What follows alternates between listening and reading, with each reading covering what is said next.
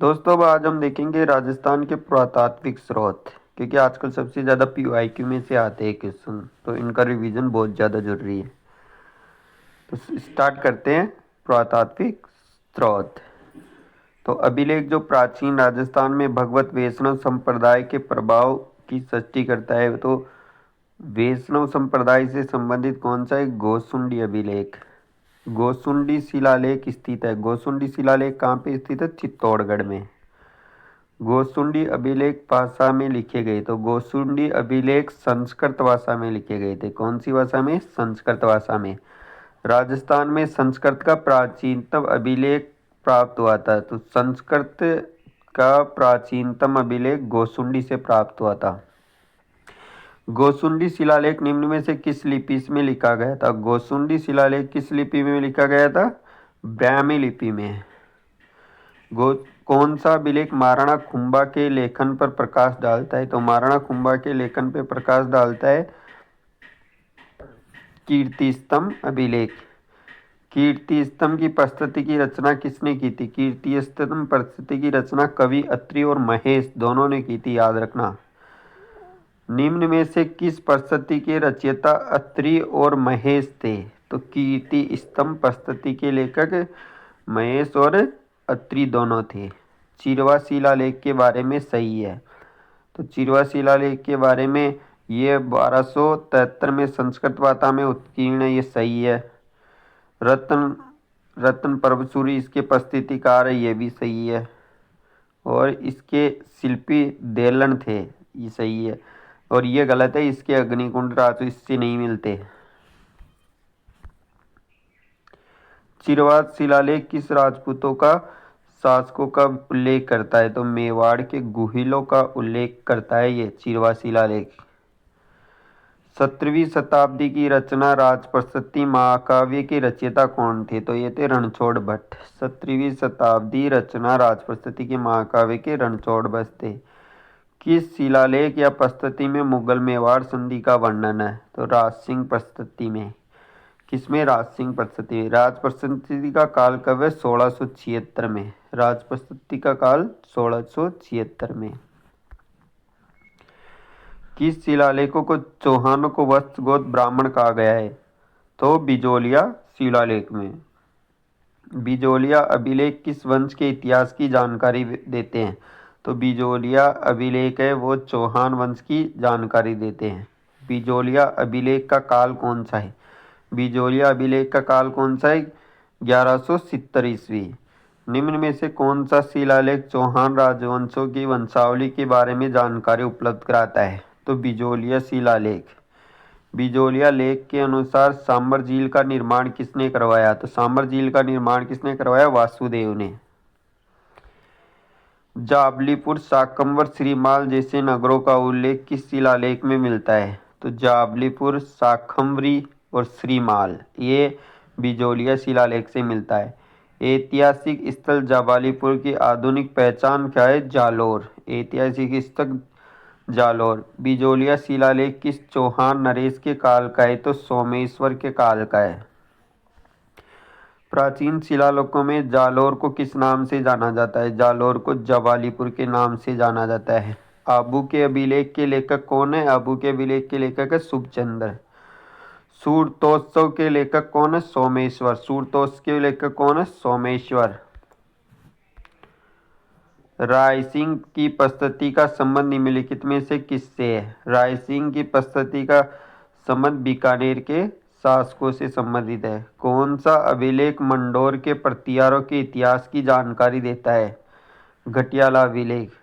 घटियाला शिलालेख किस भाषा में लिखा गया है? तो घटियाला शिलालेख संस्कृत भाषा में लिखा गया है।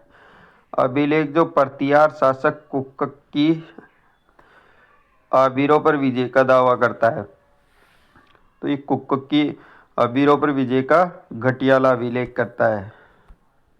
घटियाला प्राकृत अभिलेख किस भाषा से संबंधित है? घटियाला प्राकृत अभिलेख प्रतिहार कुक्क से संबंधित है। घटियाला शिलालेख निम्नलिखित में किसकी जानकारी प्रदान करता है? तो यह मंडोर के प्रतिहारों की।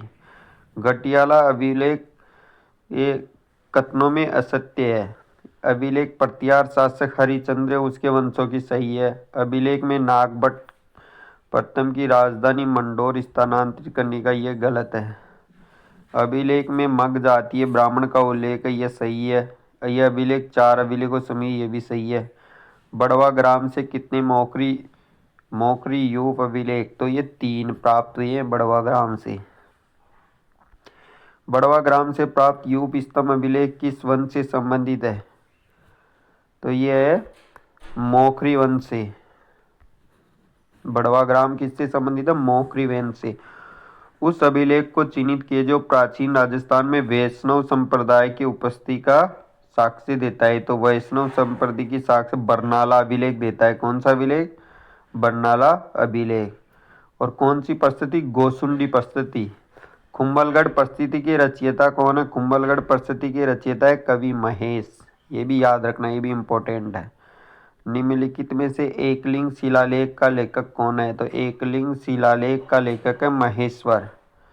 बड़ली का शिलालेख जो कि अशोक के काल के पूर्व माना जाता है, यह अजमेर से। बड़ली स्टोन एपिग्राफ चिन्हित किया गया था, ये बड़ली स्टोन एपिग्राफ चिन्हित किया था ब्राह्मी पांडुलिपि में।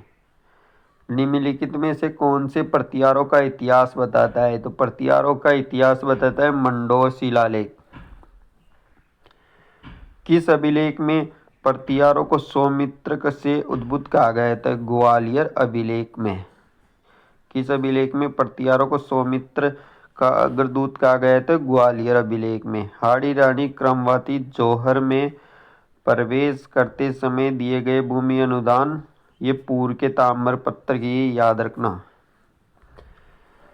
किसानों से वसूल की जाने वाली विविध लाग बाग का उल्लेख चीकली ताम्र पत्र में, ये भी इम्पोर्टेंट है। किसानों से वसूल की जाने विविध लाग बागों का उल्लेख चीकली ताम्र पत्र से। पाशुपत संप्रदाय से संबंधित गुरु विश्वरूप उल्लेख किससे मिलता है, हर्षवर्त शिलालेख से। महाराणा कुंभा के समय का प्राचीनतम ज्ञात अभिलेख है, तो यह परदाड़ा का लेख, महाराणा कुंभा के समय का। तो अधोलिखित अभिलेखों का सही कालक्रम कौन सा है, तो गोसुंडी आएगा सबसे पहले, गोसुंडी के बाद में बचकुल्ला आएगा, बचकुल्ला के बाद में बिजोलिया, बिजोलिया के बाद में नेतो। इसको याद रखेंगे, गोसुंडी बचपना कर गया बिजोलिया के नेमिनाथ से। कैसे याद रखेंगे, गोसुंडी बचपना कर गया बिजोलिया के नेमिनाथ से।